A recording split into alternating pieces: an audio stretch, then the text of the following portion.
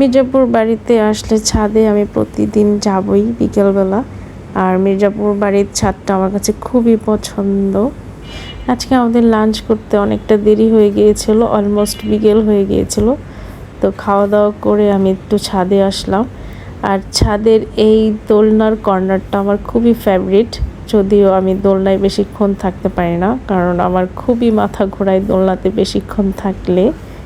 আজকের ওয়েদারটা খুবই সুন্দর ছিল, তেমন বেশি রোদ ছিল না, খুব মেঘলা আকাশ ছিল সারাদিনই, আর একটু একটু পরপর বৃষ্টি হচ্ছিল।